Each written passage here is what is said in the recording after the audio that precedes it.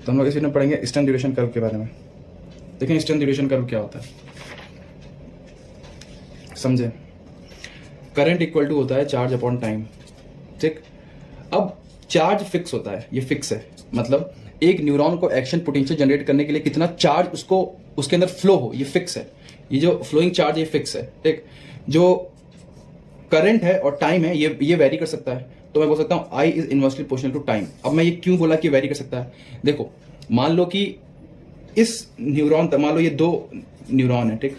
मान लो इसमें 40 ampere current flow कर रहा था, मान लो एग्जांपल फॉर एग्जांपल। हालांकि ये करंट होता है बहुत ही कम फ्लो करता है, एम्पीयर तो बहुत दूर की बात है, फिर भी एग्जांपल बता रहा हूँ, ठीक है। मान लो 40 मिली एम्पीयर करंट फ्लो कर रहा था, ठीक। लेकिन इसने इसको ट्रांसफर किया सिर्फ 20 एम्पीयर का करंट, ठीक, सिर्फ 20 एम्पीयर करंट वो किया ट्रांसफर, ठीक। और मान लो कि इसमें कि इस और ये 20 एम्पीयर का करंट जो है ये इसमें 10 सेकंड तक फ्लो किया, मान लो 10 सेकंड नहीं 9 सेकंड तक फ्लो किया, 9 सेकंड तक, ठीक। तो लगभग इसमें चार्ज कितना प्रोड्यूस हुआ, 180 कूलम, ठीक। 180 कूलम चार्ज प्रोड्यूस हुआ, ठीक, क्योंकि हम लोग मालूम I equal to Q by T होता है, तो Q इक्वल टू IT हो जाएगा, तो 180 कूलम, ठीक। लेकिन मान लो कि इसका जो एक्शन पोटेंशियल जनरेट करने के लिए चार्ज जो चाहिए था वो था 200 कूलम, ठीक। 200 कूलम मान लो चार्ज चाहिए था, तो क्या 200 कूलम आ पाया, नहीं। तो क्या इसमें एक्शन पोटेंशियल जनरेट हो पाएगा, नहीं। करंट फ्लो करा, हाँ करंट फ्लो करा, लेकिन वो करंट इतनी देर तक नहीं फ्लो कर पाया, ये कह लो, या उसमें इतनी ताकत नहीं थी कि वो एक्शन पोटेंशियल जनरेट कर पाए। तो इसलिए इस करंट का उस टाइम का कोई फायदा नहीं है।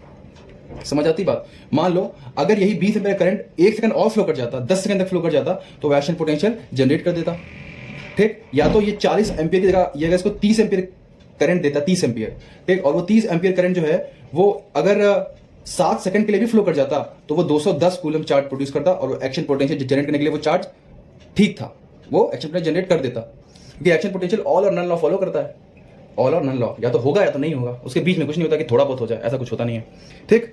तो ये जो ग्राफ होता है ये समझ लें कि करंट और टाइम का ग्राफ है, समझ लें करंट और टाइम का। हालांकि अभी आप देखेंगे कि वहां पे वोल्टेज लिखा होगा जहां पे करंट लिखा जाना चाहिए था, लेकिन मैं आपको बस समझाने के लिए बता रहा हूं कि मान लें करंट और टाइम का ग्राफ है, ठीक। तो ग्राफ का शेप कैसा है, y is inverse of x, ठीक। मतलब रेक्टेंगुलर हाइपरबोला ग्राफ बनेगा इसमें। आइए अब ग्राफ का शेप देखते हैं। तो ये रहा ग्राफ का शेप, ये है हमारा स्ट्रेंथ ड्यूरेशन कर्व, ठीक है। देखो अब देखो ये रहा ग्राफ का शेप। अब देखो हमने वोल्टेज देना शुरू किया, हमने देखो अभी तक हमने वोल्टेज देना शुरू किया, ये सो रहा है। हम लोग का मतलब अभी न्यूरॉन में एक्शन पोटेंशियल जनरेट नहीं हुआ, और बढ़ाया वोल्टेज, और बढ़ाया, और एक पर्टिकुलर वोल्टेज जब आया तो जो ये न्यूरॉन था इसमें एक्शन पोटेंशियल जनरेट हो गया। देखो इसमें यहाँ से ये ग्राफ अब उठना शुरू हो गया, इसका मतलब इसमें एक्शन पोटेंशियल जनरेट हो चुका है, ठीक। तो वो मिनिमम वोल्टेज जो हम दें जिससे न्यूरॉन में एक्शन पोटेंशियल जनरेट हो जाए उसे बोलते हैं रियो बेस, सिंपल सी बात, ठीक। और वो मिनिमम वोल्टेज, क्योंकि सिर्फ वोल्टेज जरूरी नहीं है, सिर्फ करंट जरूरी नहीं है, कितने टाइम तक दिया जाए ये भी जरूरी है। तो वो कितने टाइम तक हमने दिया, तो वो हमने टाइम नाप लिया कि वो टाइम था इतना टाइम, क्योंकि टाइम है y axis sorry x axis पे इतने टाइम तक दिया, ठीक। तो वो मिनिमम वोल्टेज जो कि किसी न्यूरॉन के अंदर एक्शन पोटेंशियल जनरेट करते हैं उसे बोलते हैं रियो बेस, और वो जितने टाइम तक दिया जाता है उसे बोलते हैं यूटिलाइजेशन टाइम। इतनी बात समझ में आती है, इसकी डेफिनेशन देख लो।